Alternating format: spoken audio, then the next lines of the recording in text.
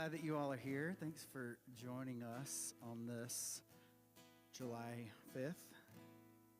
Glad that you're here. We're going to sing some songs together. Going to hear from Sean this morning. I'm going to invite you to stand and sing together with us.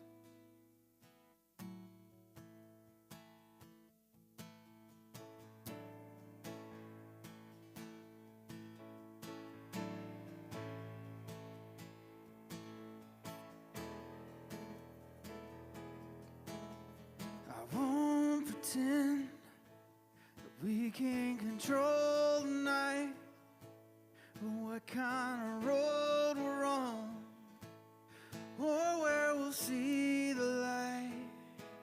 But right now I'm talking to you, I'm looking into your eyes.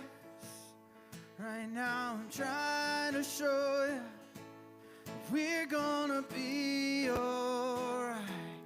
I don't know what's around the bend. All I know is that my love, it knows no end.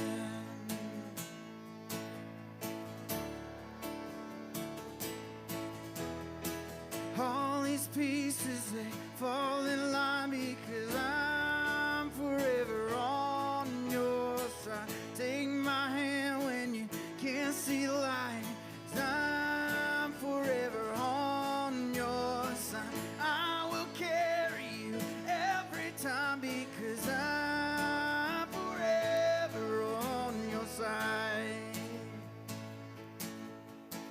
They'll beat you up, don't let them keep you down. You're always tough enough, and I'll always be around. I don't know what's around the bend.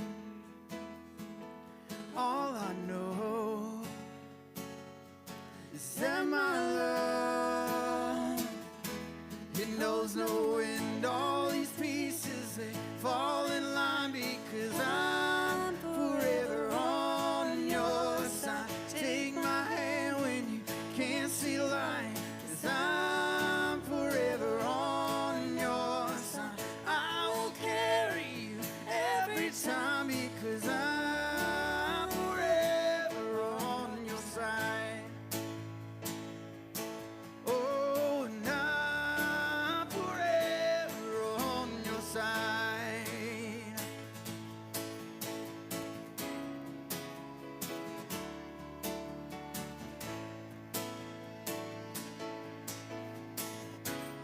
I can promise they will never come. The girl need to fall and I know where to run. You won't be alone when the waters start to rise up. You won't be alone, but darling, we'll raise God. I don't know what's around the bend. All I know is that my love, it knows no end. All these pieces, they fall in line because I'm forever on your side. Take my hand when you can't see the light, 'cause I'm forever on your side. I will carry you every time because I'm forever on your side.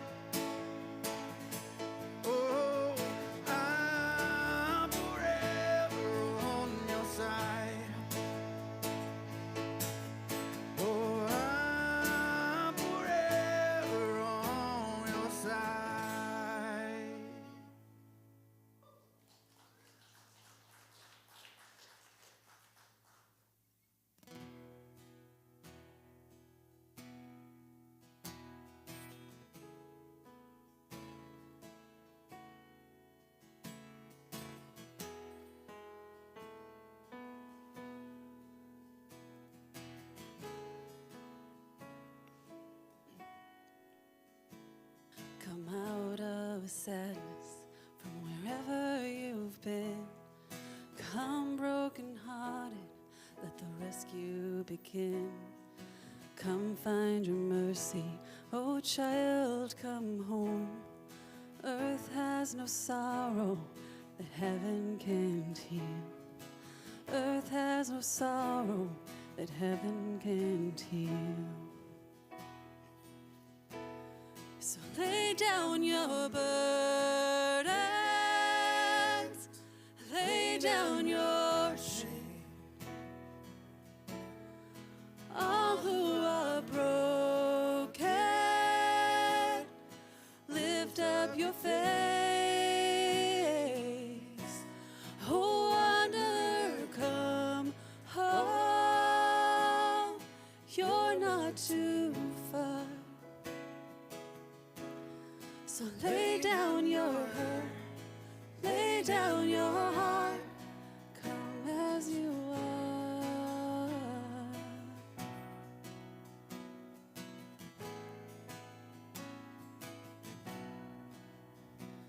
There's hope for the hopeless and all those who strayed. Come sit at the table, come taste the grace. There's rest for the weary, a rest that endures. Earth has no sorrow that heaven can cure. And earth has no sorrow that heaven can cure. So lay down your burdens, lay down your shame. All who are broken, lift up your face. Oh, wanderer, come home. You're not too far. So lay down your hurt, lay down your heart, come as you are, come as you are, fall in his arms, oh come as you are.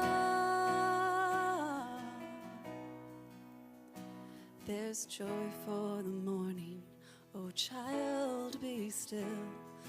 Earth has no sorrow that heaven can't heal. Earth has no sorrow that heaven can't heal. So lay down your burdens, lay down your shame. All who are broken, lift up your face. Oh, wanderer, come home. You're not too far. So lay down your hurt, lay down your heart, come as you are, come as you are, come as you are, come as you are. So lay down your burdens, lay down your shame. All who are broken, lift up your face. Oh, wanderer, come home. You're not too far.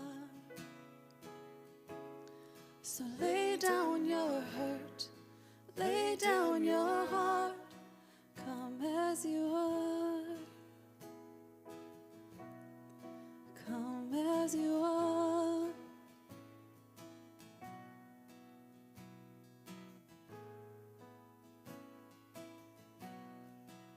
Good morning again, Watershed. It's so good to see you. I know it's hot out and it's a holiday weekend, but thank you for joining us because it is cold in here. We here at Watershed want you guys to get to know those around you. So if you could turn around, even if you're an introvert, I am an introvert. This is killing me right now. So turn around and say hi to everybody. Pass some love, pass some peace.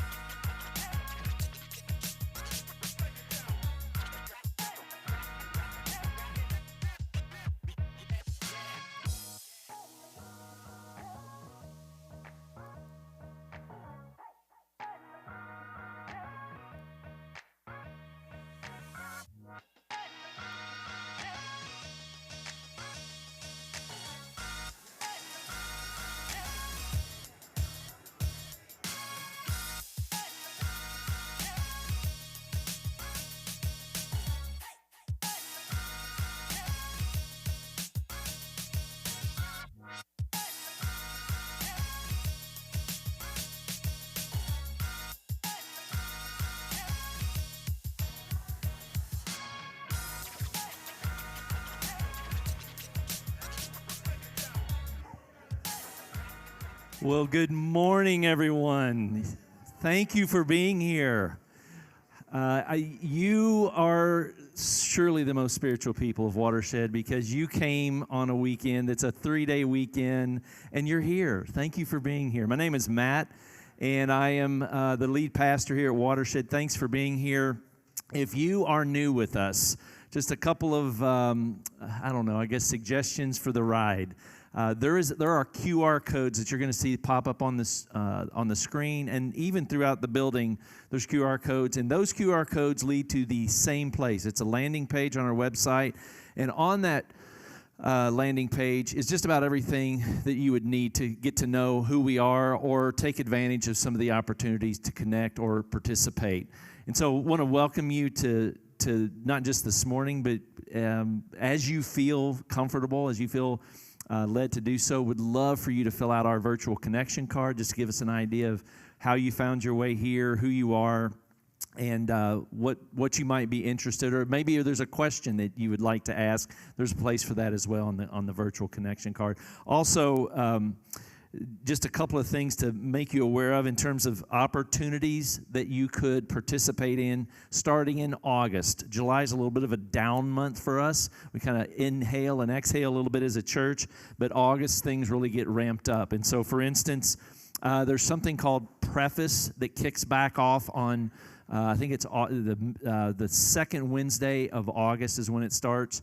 And it's 4 Wednesday nights in a row. It's for the person who is a newcomer here at Watershed and is curious about the story of how we became who we are, and then how their story, their spiritual or religious history or past, how that might integrate into who we are or who we are continuing to become. So there's a lot of stories that are told. It's a dialogue-driven experience, and I facilitate that. I've been doing that for about 10 years. It's one of the things I absolutely love the most about my role here as lead pastor. I get to meet all these new people, and you get to meet other new people. It's a lot of fun, and if that's something that you're interested in doing, you can sign up again through the QR code, and we'll start connecting or reaching out to you a few weeks out from that experience. Also, the second Sunday of August is the Pride Parade here at Watershed, or not at Watershed.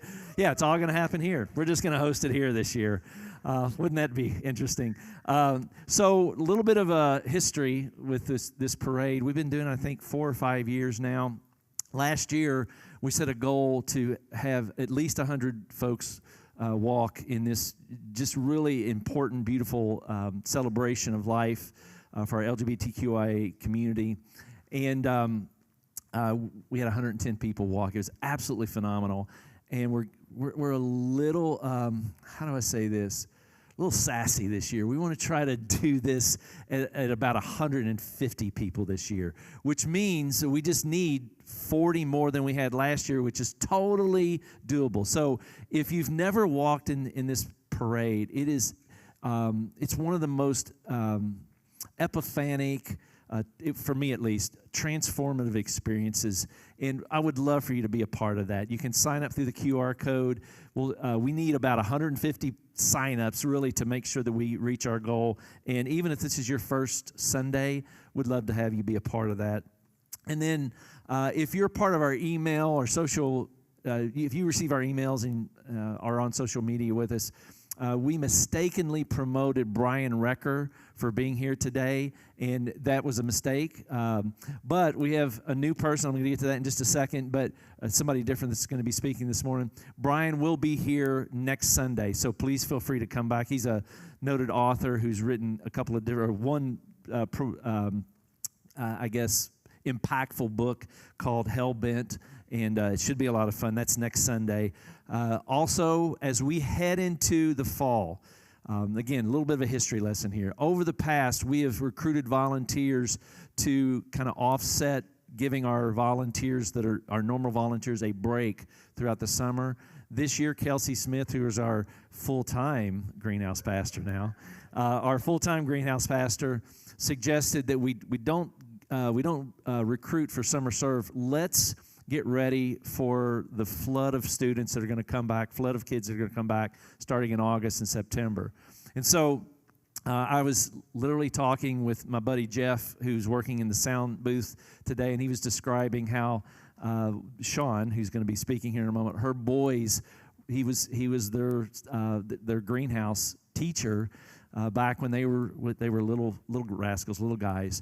And so there's just something beautiful, I think, about this community coming around our children and our kids. And that's really what volunteering in Greenhouse is. We don't throw you to the wolves. They won't duct tape you to the wall that first day, I don't think. But there's a real easy way to get involved. Kelsey does a great job orienting volunteers and connecting them. And we need probably 15 more volunteers as we head into the school year this year. And so if that's something you'd be willing to give a try, I would love for you to jump in there. And then as we head into the summer months, I always try to be mindful of talking about how resources flow into Watershed. I know that can be a touchy subject for folks who come out of spaces where maybe they felt a little manipulated or there's been fear tactics. None of that works, or none of that happens here, and I don't think it works, to be honest with you. But there is invitation. What happens here we think matters. We believe in who we are as a church and the paths of liberation and reclamation and transformation here at Watershed, kinship, growth, change. Those are ideas that not only impact who are here in these seats, but they emanate beyond who we are in the four walls here at Watershed. And so thank you for the last 4 or 5 months. This community has really responded financially on a recurring basis. The amount of resources that are being given each month has been a breath of fresh air. And June, July, and August typically are a little bit of a pullback, historically speaking. So far, we haven't seen that, and we want to continue that trend if that's possible.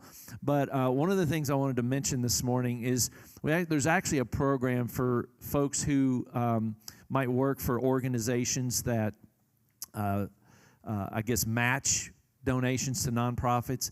And so it's possible if you are a part of if you work at Wells Fargo or Bank of America or whoever it might be, there might be a program in place where they would double or at least match your giving through their portal. And there's a way to explore that. I think there should be a slide about this. It's called Double the Donation. There we go. Thank you.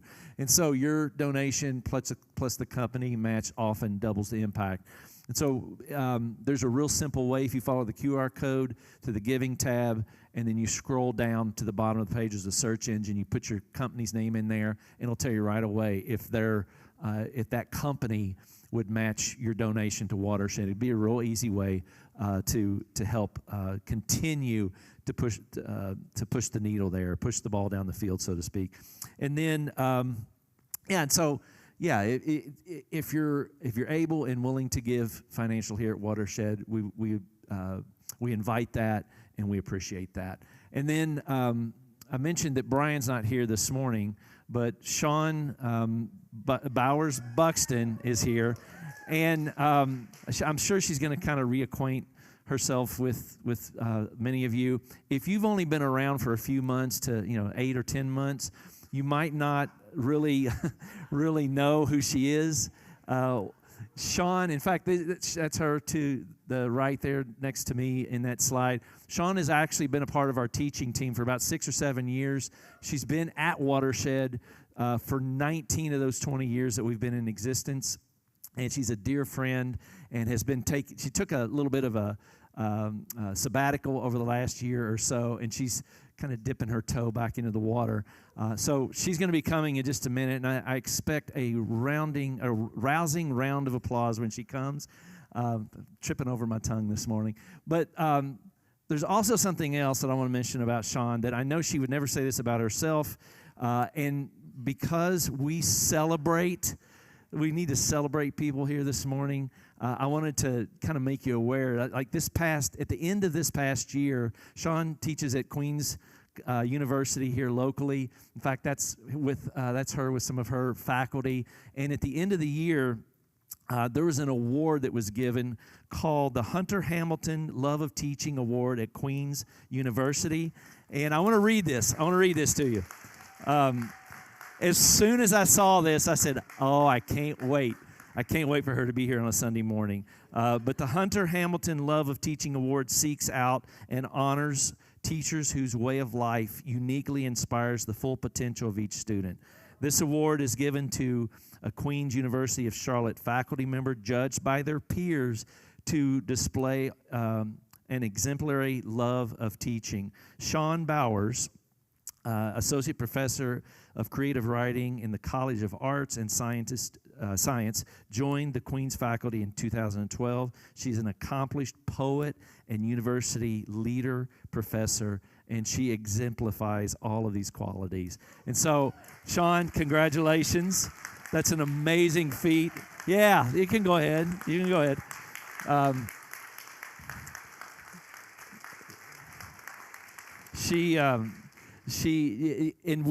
get the privilege and the benefit of her not just being a part of this community, but all the different ways that she's led and served. I think she's been in just about every role you can think of. Greenhouse, she's led blocks, she's part of our lead team, and been a part of our teaching team. And you're just really special to this entire community. And so for those of you who don't know who she is when she comes up, at least you have a little bit more of a frame of reference. And so thank you for being here. I hope this morning is everything that you need it to be as we move into the rest of our time together here at Watershed. Thanks.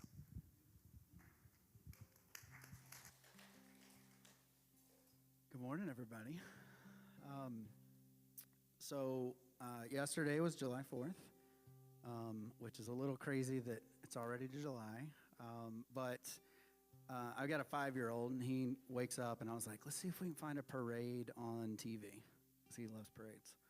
And I turn it on, and there's like a Disney thing. I'm like, surely their Disney thing's like a parade. It was not. It was it was a documentary, which he was like, this is not for me. But we had it kind of on in the background. I was thinking a lot about, Juneteenth was recently, Pride Month happening, the Pride Parade. July 4th, kind of this idea of what those mean, and I had this idea or this thought that maybe instead of freedom, the thing that the longing that it actually touches is this longing for home. That there's a place that all of us can belong and be safe and completely ourselves. And maybe that longing is kind of what pushes us towards freedom, pushes us towards some of these celebrations that may or may not be celebrations for everyone. I think this longing for home, though, lives inside of all of us. And so the way that I get to play around with those longings is through music. And so we're going to do kind of two songs mashed up together that for me, musically, kind of speak to and touch this longing for a home. So you may know some of this, might not know the others, but I want to invite you for these next few moments maybe to allow yourself the space to sit with that longing.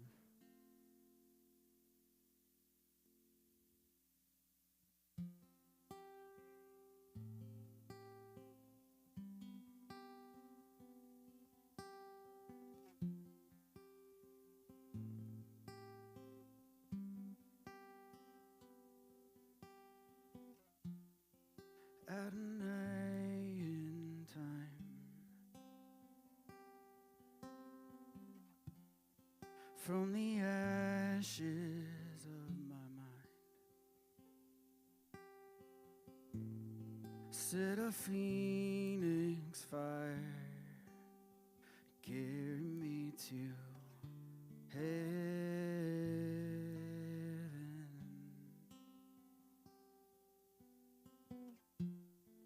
At a night I tried to deny you every time. When the cock crows thrice, carry me to heaven.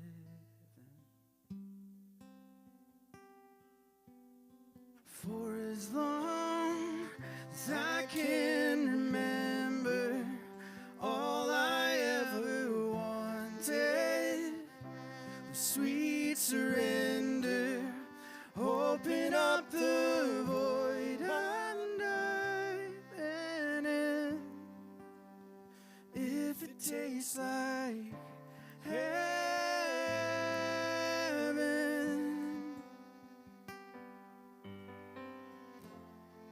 At a night I tried,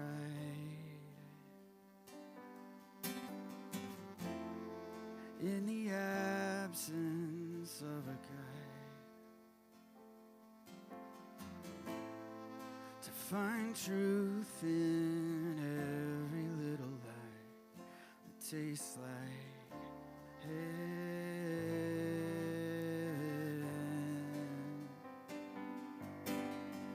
For as long as I can remember, all I ever wanted was sweet surrender.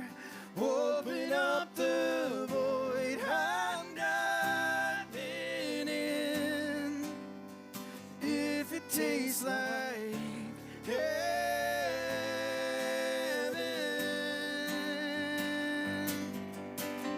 For as long as I can remember, all I ever wanted was sweet surrender. And open up the void I'm diving in. If it tastes like heaven, if it tastes like heaven, if it tastes like heaven, if it tastes like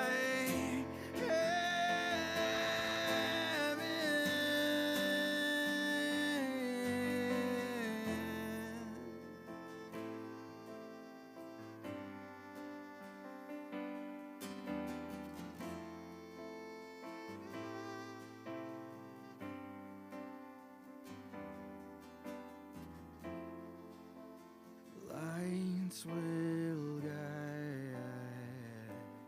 you home and ignite your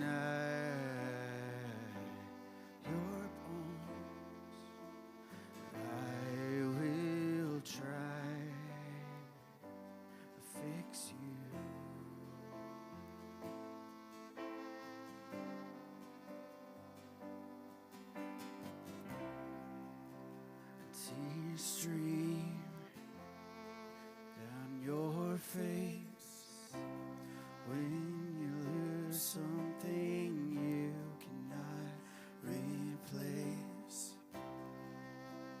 Tears stream down your face, and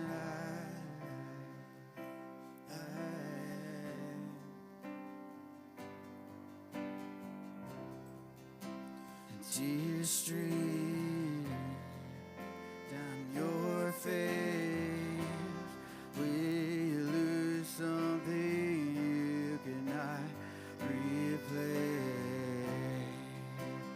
Tears stream down your face, and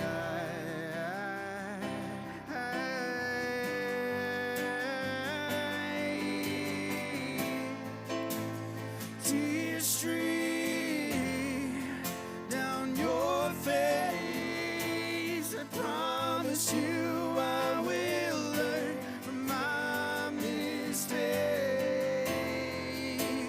Tears stream down your face, and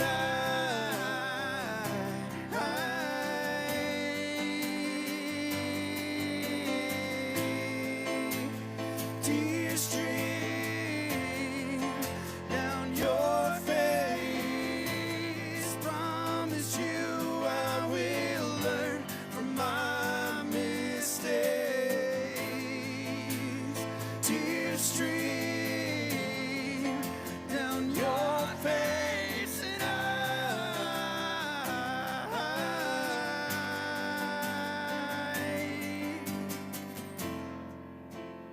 lights will guide you on and ignite your bone. I will try to fix you.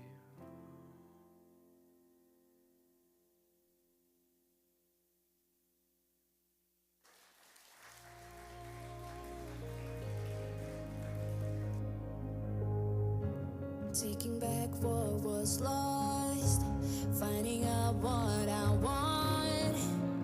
No need for fighting. A new hope is rising. It's where I can't let go. Behind any storm, the perfect shelter until the days get better.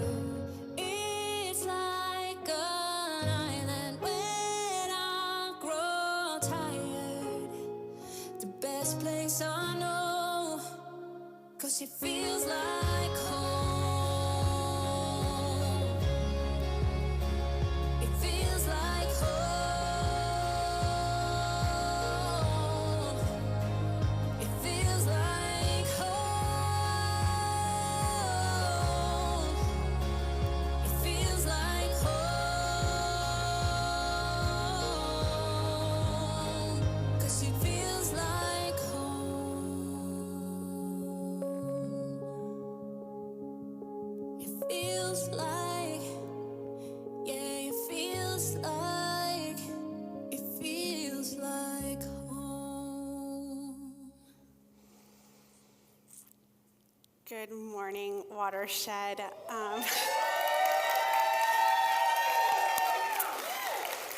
Thank you. Happy Pride. I did not know that they had that lovely little montage. So I feel like I need to apologize on two fronts. Sorry, I am not Brian Rucker. He's coming next week. And sorry, because I feel like that hyped me up in a way that I will probably fall short of this morning. It's been a minute. I am really excited to be here. I do see a lot of new faces. I feel like I should reintroduce myself. I'm Sean. As Matt said, I've been coming here for a long time. I have 13-year-old twin boys. I teach at Queens, soon to be Queens Elon. It's been a fun year. And I'm an occasional teaching pastor here. We are wrapping up the Kingdom series, which has been an exploration of the kingdom of Jesus. What are kingdom principles built on? What are our roles as Christians or just humans in general? And I've been thinking about church lately. My Catholic upbringing taught me that the church was the sacred dwelling place of God. But it also taught me that church was the corporeal experience of God. The people make up the church, not the stone architecture. I grew up with Matthew's verse, where two or more are gathered in my name, I am there too, as the primary definition of church. Any of you guys remember the childhood rhyme about the church and the steeple? Open the doors, right, and see the people. That, for me, was the essence of church. Church centered its congregants. Church has always been people, community. But man, church communities are complicated. Many of us in this room have been deeply wounded by the very church communities we loved. Many of us have felt the crippling weight of judgment, told we were wrong, or that the life we were living was riddled with sin. Some church experiences broke us so we could fit a particular mold. We followed rigid rules in order to fit in, be liked. We felt immense pressure and still fell short of what was expected of us. We had to contend with feelings of failure and shame. That's been church for many people. But I also think many of us in this room have experienced church as community, and it's sort of a utopia, isn't it? To learn about God and grapple with questions posed by the Bible, and to do so in a kind, caring community, committed to being in relationship with each other. To bring a casserole when someone's ill, or when a baby has been born, in my case, 2 babies. To share in joys and sorrows, to have other adults pour into your children during Sunday school, to have other adults pour into you during a Sunday morning or dinner club or book club. This expression of church makes kinship about witness and accompaniment. Because isn't that what we want? To be seen and heard and to experience a sense of belonging as we are. To be held gently while we are in the process of becoming. To me, that's the most healthy function of church there is. And I up and left it for close to a year. I left church, not because it hurt me, not because I was bored by it, but I have to admit that I did leave. It was a slow drift. I did need a break from this pulpit stage because I was taking on a new role at my day job, and it would require more headspace and expanded my duties significantly, and then the merger happened and that got crazy.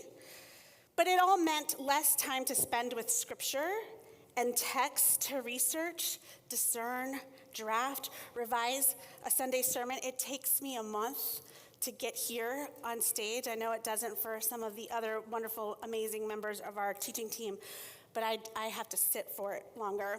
So I couldn't devote the same level of time and energy to this space as I had formerly. And thankfully, the teaching team here met me with tremendous grace. But that time off from the writing room became time off from Watershed altogether. And I can make excuses, I can. My 13-year-old had a surprising number of Sunday games, I don't know when that happened, that made logistics really inconvenient. Inconvenient, not impossible, just inconvenient. I was also pulling Saturday hours for that new role at the college that left me precious little Sabbath time. There was a need for physical rest, a need to do nothing, and it wasn't quite being met. So on the rare occurrence of a Sunday morning off, I opted for the couch. And even then, when my bones wanted nothing more than rest, I often ended up on a Costco run with my husband, and that's how we connected. That sounds not help. I mean, that's not good. Y'all, can we just... Costco should not be the date run. I'm just letting you know. So that if you find yourself there, I'm a little older than some of you, signs. There will be signs. And if you're on a Costco run, because that's the only time that you have together for the week, it's time to check in. Okay? Anyway. That all was there, right? That's sort of the physical need of what was happening for me. Another element of my sabbatical was a weariness that I had not attended to. The political context over the last year and a half, 2 year, 5, I don't know how many years, literally has whittled my reserves to splinters, if I'm going to be honest. And I come up really short whenever I try to find a metaphor or an analogy for what it feels like to have some sort of marginalized identity in this country today. There is a murmuring, a low energy current constantly running in the background that is on high alert for me. Am I safe here? What news awaits me in the morning when I turn on the radio or the TV, whatever it might be? What new laws seek to make me disappear? And I'll be honest, I think a breaking point came when one of my sons implored me, begged me to carry my real passport so that his Costa Rican-born mother could prove U.S. citizenship in the event I was ever detained. It happened the same week that a landscape worker was detained 1 block over from where I work, and I walked over to offer translation help. Something broke in me that week. I did not have the words to assuage his very palpable fear. And I think it's still not healed yet, the thing that's broken. These great United States did all the fireworks last night, but they have shown us that racism, sexism, classism are not just part of the foundation of the democracy this country was founded on, but they're still very much a part architecture of these United States. My soul is weary and my instinct has been to hibernate. I have drawn inward incredibly. And in doing so, I shrunk my social circle. Underneath that were layers of disassociation. The public disagreements between Christians on every social media platform you can possibly find yourself on made me want to distance myself from the identity of being a Christian. Or to at least qualify it. I mean, that's a thing. I'm not that kind of Christian was a phrase I heard other people say. I even used it myself. And I'm like, what does that even mean? I'm not that kind of Christian. But it does mean something, right, when we say that. In those public spaces, the discourse was more about protecting a version of God than it was about protecting people. It calls to mind the book by Barbara Brown Taylor called Leaving Church. And in her memoir, she says this: I notice whenever people aim to solve their conflicts with one another by turning to the Bible, defending the dried ink marks on the page becomes more vital than defending the neighbor. The church has historically been about protecting the image of God. It also has a history of being the interpreter of God. In that sense, the church is playing an intermediary role. And sometimes both in the past and in the present, the church claimed a power not rightfully hers to pass judgments that almost always harm. When Christianity became the religion of the Roman Empire, the primary concern of the church was, according to theologian Richard Rohr, maintaining social and church order.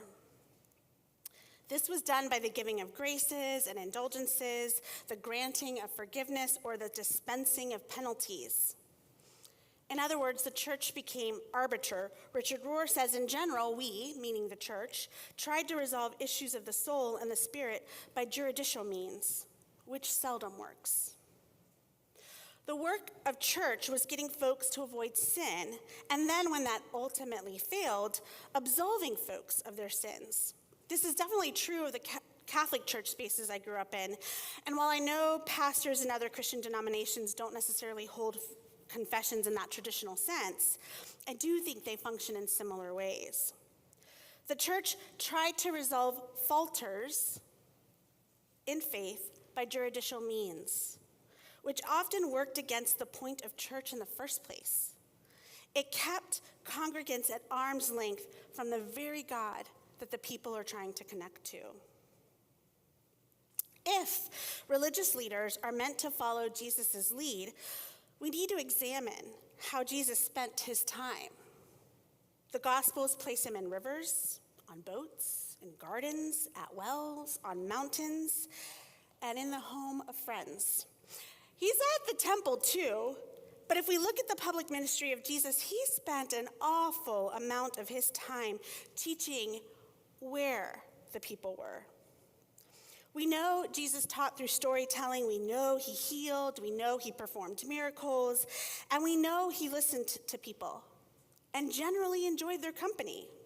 He broke bread with others at dinner parties, placing the very notion of communion in the context of being with each other, of being in community. Jesus, as pastor, went to the people.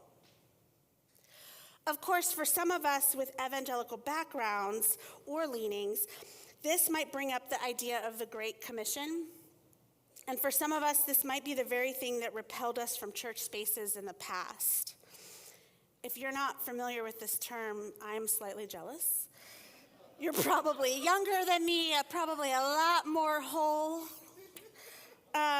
Maybe you just didn't grow up in a traditional church environment. The concept is the idea that Christians are called to spread the good news, or all caps, gospel truth about Jesus. But what do we make of Matthew 28, which is credited for this concept? And I'm going to read it to you. Then Jesus came to them and said, "All authority in heaven and on earth has been given to me. Therefore, go and make disciples of all nations, baptizing them in the name of the Father and the Son and the Holy Spirit, and teaching them to obey everything I have commanded you. And surely I am with you always to the very end of age." That's Matthew 28. So I want to say, I already told you, it takes me a while to get here on a Sunday morning to prep. And when I started prepping for this Sunday and sitting with scripture and other texts and trying to discern and just be in space, this connection first bubbled up, and my instinct was to ignore it, like write myself away from it. I didn't want to touch this with an 18-foot pole. For one, it's been a minute since I've been here, and I am rusty. And for two, this is a very big and loaded topic. And in my said rusty state, my imposter syndrome is flaring up. I was really hesitant to take this on, and I just want to share that vulnerably with you because I got a lot of hype, and I just need you to know. It's like, really, the first Sunday I've been on in close to a year, and that's what was being laid down. Anyway, so I'm going to take it on, and by take it on, I'm going to paraphrase other people, not me. I'm paraphrasing Richard Rohr here. But first, before we do all that, let's ground this. What was happening here? So Jesus had just died, he'd risen, and now he's back with his disciples. Everything he said came true regarding his resurrection. And now he's got this parting command to his dear friends. It's like the final goodbye in a sense, right? Go, find others to make disciples out of. And in many Christian church spaces, this scriptural text becomes the foundation for this Great Commission, right? The modern church has a history of short-term mission trips, of planting missionaries in developing countries, and depending on who's telling the story, the charge is to evangelize. That charge is Christ-given. Right? It's one of the very first sort of takes of the early church. There's Paul's whole second act. That's a different day. It's too much for today. I am the short sermon talker. I couldn't add that. It's too much, right? But this idea of converting non-believers, of introducing non-believers to Jesus, is a fundamental part of some church experiences for many, many people. Or, just hear me out, is there another way to frame this? Could this commission to evangelize actually be harmful colonialism under the guise of spiritual discipleship? Rohr asks us to consider how Jesus came to be among his people in the first place. If he is, after all, the first evangelizer, then let's examine how Jesus did it. Rohr says, God emptied himself. So then I want to think about, how did God do that? How did God empty himself? He came into the world of humanity and lived among men and women in solidarity. He let go of his divinity, his ways of being, to settle in and spend some time with us. He didn't just meet us where we are, he met us how we are too. Another critical distinction is that Jesus served others. He's a model for servant leadership. He didn't try to forcibly convert folks to his worldview. Instead, he accepted invitations and he listened. He didn't try to charm the rich kid who wanted to follow him, nor did he try to convince the Samaritan at the well to believe differently. There's a difference between proselytizing and evangelizing. And I'll be honest, the two have been synonymous for me for a long time, because so many evangelical Christians I come across, and still do, espouse this bold desire to get to know people so that they can save people. Aiming for conversion isn't actually the primary point of evangelizing. The difference between the two is that evangelizing is the act of sharing the good news of God. That's all that evangelizing means. It's meant to be relational. It's meant to be a loving action. But Rohr says, if the service does not come from solidarity with, it's actually colonialism. So I think of two evangelical expressions. I think of the capital E evangelical Christians that I would argue are more about placing a wall around their version of God to protect themselves and that version of Christ. And that brand of Christianity concerns itself with who's in, who's out, what you need to do, and what you need to renounce in order to be in. That type of evangelical expression comes with a bit of ego because it suggests I'm right. And in my relationship with others, I only give. That's all I can do. If I'm right, then all I can do is give to you. I can't receive. I can't receive anything from someone who doesn't believe the way I do. That's Christian nationalism. And it's playing out in bold strokes right now. And I'm just not convinced that that was the way of Jesus. The Jesus who ate with tax collectors and protected a sex worker. I think he received something from those exchanges with humanity. Otherwise, what is the point? Why would an all-powerful, perfect God choose to wear human skin and spend time with mere mortals? It couldn't be one-sided. God, through Jesus, sought our relationship with his beloved humans. We see this in Scripture, Torah, Old Testament, New Testament. He is constantly seeking relationship with people. This time he said, let me be among them. In college, when I went on mission trips to Guatemala to help lay concrete floors for the indigenous Mayan communities that survived a genocidal war, you better believe I received so much more than I gave. But the narrative was that the rich Americans on spring break were doing some life-saving service.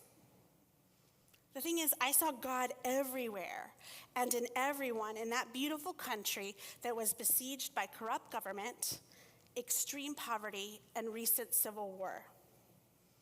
No wonder people leave church. Why would you stay in a place where you can't give, where you must only take and take because you're lacking in something? A sense of belonging comes with reciprocity. The notion that I am in a space where I both give and receive is what allows me to have a sense of ownership in a community. Without roots binding you to others, connecting a life-giving energy circuit that runs back and forth, you cannot grow. I know so many of you were stifled in other church places or uprooted, made to feel so unwelcome, you were basically kicked out. Some of you actually were kicked out, asked not to come back. Some of you were exhausted of people praying the sin away from you and refusing to see you, whole and beautiful you. Some of you have been so harmed by the church, and I am so deeply sorry.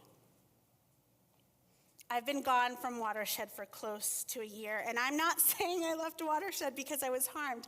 The opposite is true. The more time I spend in this community, the less judged I feel. I think my accidental sabbatical from Watershed happened because I'm actually given the freedom to come and go as I please from this space. When church is a place of true freedom, it's not about staying or going. In the churches of my past, taking a hiatus this long, first of all, that never happened, but if it would have elicited feelings of guilt, followed closely by shame. And to be honest, I really don't think I would take more than a couple of weeks off from a Sunday rotation because I'd be too worried about being a bad Christian. So in that alternative reality, where I'm attending a past church space, I would perform. Drag myself on a Sunday morning with a fake smile plastered on my face while breeding resentment and anger. I'd seek approval from other people, mistaking that as approval from God. And that is not the point. And of course, you guys, you all know that, right? We all know that. Intellectually knowing it, though, and being able to behave in a way that aligns with what we know to be true are different situations altogether. Church has a way of becoming restrictive when its task is the very opposite. Discipleship, in some spaces, carries connotations of obedience and spiritual discipline. Restrictive diets, physical, mental, or spiritual, are rarely successful. And there's a reason why.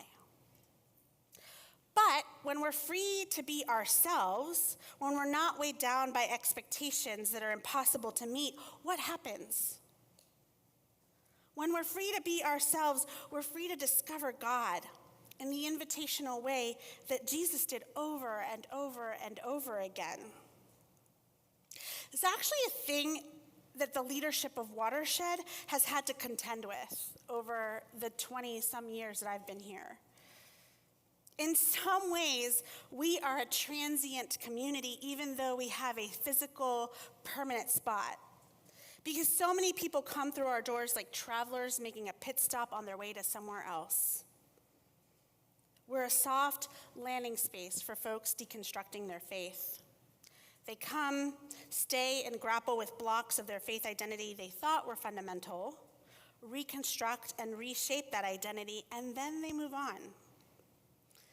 They decide they don't need a formal church experience at all, or they decide they want a more in-between space that strikes a balance between the traditional space they just left and something with a little bit more structure. People move on, though, from Watershed with a crazy amount of wholeness. It's really phenomenal, the thing that I've witnessed here in the people that come and the people who leave. They decide to leave without hard feelings. There's no dramatic exits. There's no talk about it at the coffee station. Did you know so-and-so left, right? But they do leave, and that's because they have the freedom to leave. It's because of the freedom that they experience here. That's a unique quality, and it's wild to say, but I think it points to something very unique and true about Watershed. Watershed provides safety, and it provides liberation. For Barbara Brown Taylor, leaving church was actually a memoir in finding faith. Being free to discover God led her to panentheism. So I am an English teacher, I'm going to do a little lesson here. Pantheism, that one you've probably heard of before, is all is in God, God is everything. Panentheism is all is in God. God is in everything. They're very close. I would get this wrong on a quiz. Pantheism is the religious belief that the universe and divinity are identical. Twinsies, my boys are identical twins. And the spelling is close, but panentheism is different in a very meaningful way. Panentheism is the theological view that positions the universe in existence entirely within God, which means there's an important distinction here, that God is still greater than the entire universe and transcends that very universe. Brown Taylor's alignment with panentheism reflects a statement she gave in an interview once. She says, "I'm fighting a churchification of faith, of spirituality." And I think a lot of us have done that, right? We've fought the churchification of our spiritual or divine selves. And I think what she means by that is that she wants to separate herself from the legality of religion or the authority of religion. There's a way in which, from earliest times, the church has built walls around a lot of the experience of the sacred and said this part inside the church is okay, but don't go out there. For me, panentheism is a truth I feel deeply. God is in the waterfall at the end of a hard hike. God is in the hard, sweaty hike, too. God is in the hymns we sing together in church, and God is in the kitchen with me when I cook, which is a love language for me, a meal for my family. God is in the faces of the students I teach, even the ones I can't seem to reach. And God is in here, in this auditorium-made church right now. To believe God is in everything means to accept brokenness not as a condition of sin, but as a condition of being human. And to believe that God is in everything means I don't have to seek to convert anyone to God.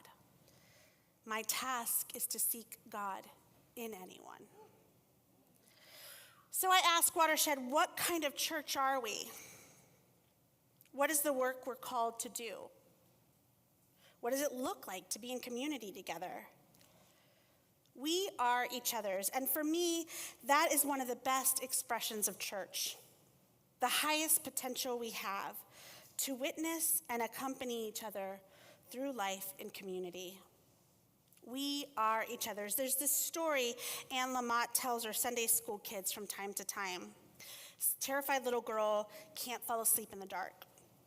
So she does what little terrified children do, and she keeps waking up her mother. And I pity the mom in Lamont's story, knowing how real sleep deprivation is. And I don't blame the mom one bit when she crankily responds with, "God is in the room, right there with you. Just go back to sleep." So 3 pep talks later, "God's right there. Just go back to sleep." The young girl finally responds with, "I think I need someone with skin on." Brilliant. The wisdom of babes. And isn't that it sometimes? Sometimes we just need a face for Jesus. Church is Jesus with skin on. Don't snap that one out to put on the Instagram reel, because that sounds weird. But in the context, right? Like, church is Jesus. The best version of church. And when I say church, I mean you, people, the many, many faces here of Jesus.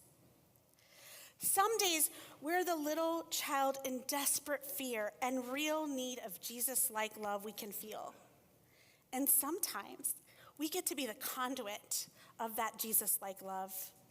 We get to be there and listen and hold a hand or offer a hug or bring a meal or cry alongside of or turn off the light or be a buffer or.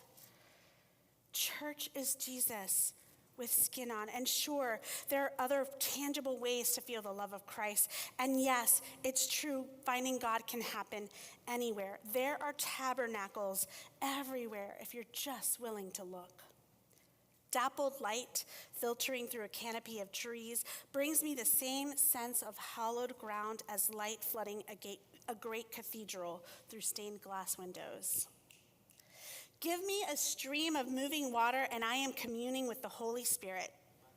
Sometimes that stream of water is as humble and ordinary as the kitchen faucet when I am washing dishes.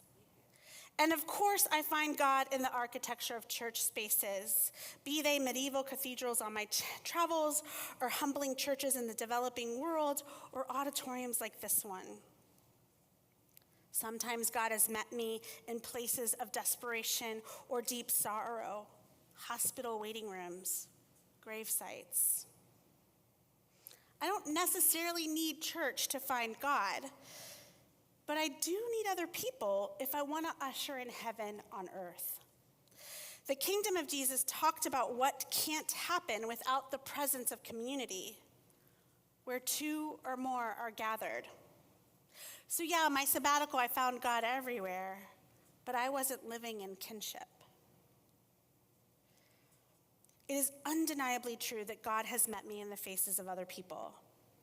The stranger who offered a kindness right when I was ready to break, or the person from this very community who sent me a message last month checking in, telling me I was missed. Our task as members of this church, as members of Watershed, is not to build walls. It is, however, to mirror the human expression of Jesus. When we mimic the way Jesus was with others, invitational, patient, listening, might we not be spreading the good news in action? Might we not be doing the very thing, the very work Jesus commissioned his disciples? The question of what we ought to do as members of a congregation is related to the idea of orthopraxy. Put a less professory way, orthopraxy just means right conduct. The Torah has a lot of guidelines, like 600 some odd Mosaic laws, concerning ethical behavior and proper religious observances. And of course, the 10 Commandments are like the A list of moral to-dos and not-dos. But if we do a close examination of those 10 Commandments, I think it reveals something really important for the church. The list splits behavior into two categories: how we ought to be in relationship with God, and how we ought to be in relationship with each other. This again points to the importance of community. It echoes the notion that we belong to each other, that we are responsible to one another. It is our deeds, our actions that communicate the kind of church we are meant to be for others. It is our deeds, our actions that tell others whether or not they can feel safe inside these brick and mortar walls. St. Francis, one of my favorites from my Catholic days, he's famously quoted as saying, "Preach the gospel at all times. When necessary, use words." St. Francis, who is famously depicted outside most of the time with a bevy of flora and fauna. That's the task set before us, the Great Commission. Again, I'll lead on roar. There is no mission, none, beyond presence. Presence, not judgment, not conversion, presence. Be that in physical church spaces like this one, or in the secular church spaces that exist outside these walls, your attendance is required. I've missed these walls, I have. But I've missed your faces even more. So thank you for welcoming me back, Watershed.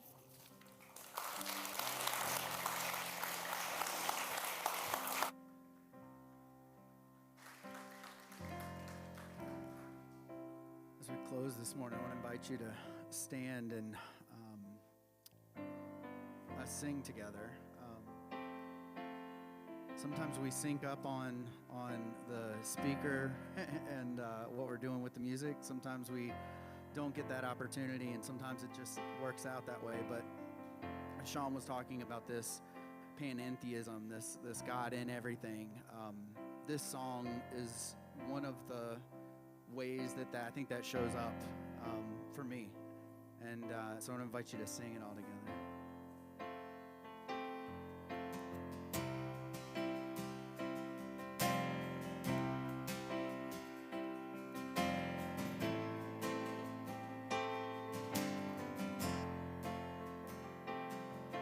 You come at the right time, when I least expect it, never behind. So why would I be surprised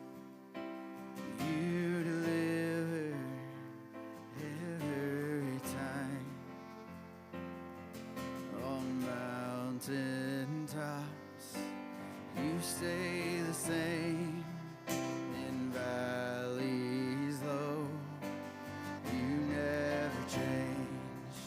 And I believe that I will see the goodness of the Lord.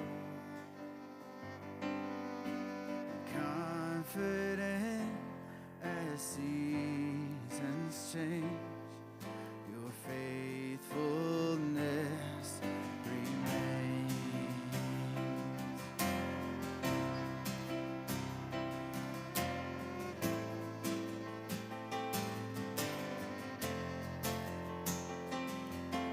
You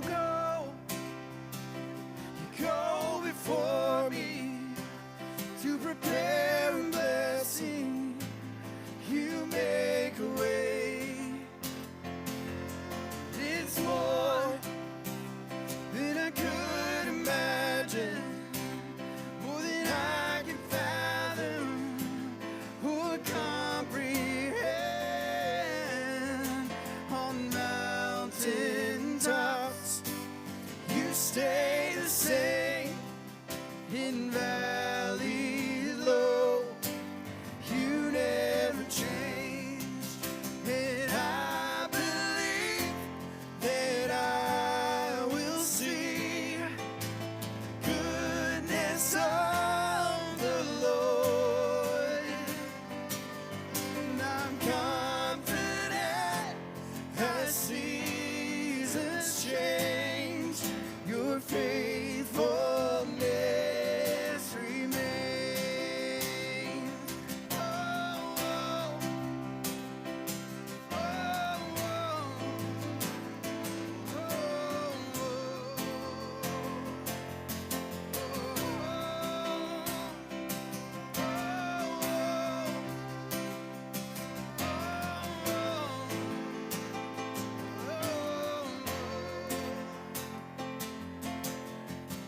God of my present, God of my future, you write my story, you hold it all together. God of my present, God of my future, oh, you write my story, you hold it all together. God of my present, oh, God of my future, you write my story, you hold it all together. God of my present, oh, God of my future, you write my story, you hold it all together. And I believe that I will see goodness of the Lord. I'm confident that seasons change, your faithfulness remains. Oh, your faithfulness remains. Oh, your faithfulness remains. Oh, oh, oh,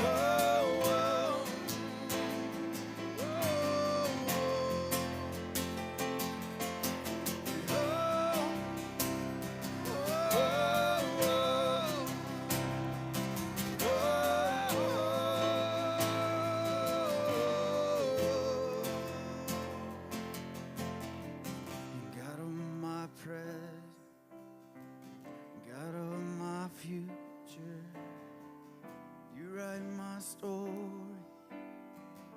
you hold it all together. God of my present, God of my future, you write my story, you hold it all together. And I believe that I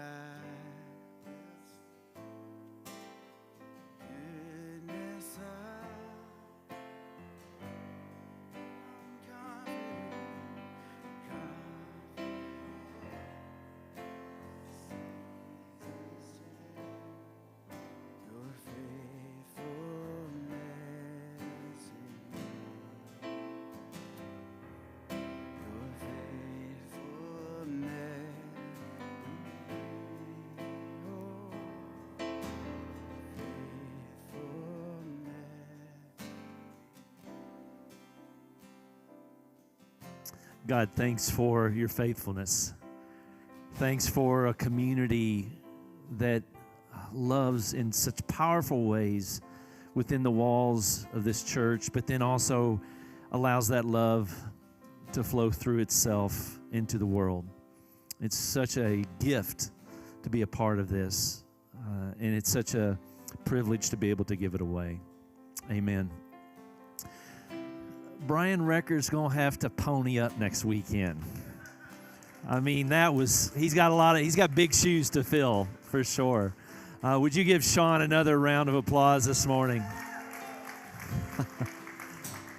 So, just a couple of parting shots here. First of all, I get so excited and moved when someone shows up here, those of you who are a part of this all the time, and they bring someone special and introduce them, and maybe it's someone that they live near in their neighborhood, or maybe it's someone from out of town. And last Sunday I had the chance to meet John and Marlo's friend from Baltimore, Miss Faye Evans. Would you shoot a hand up there, Faye?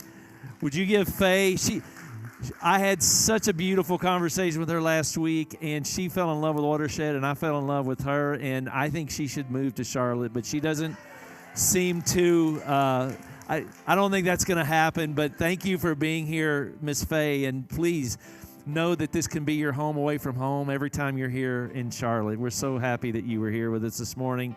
And then lastly, for those of you who are new, the first Sunday of every month, we have a cleaning crew that comes in, and in order to help them, we partake in the spiritual act of stacking the chairs. And so will you please join me and us this morning in the stacking of the chairs ritual. Thank you for being here this morning. God bless. Have a great week.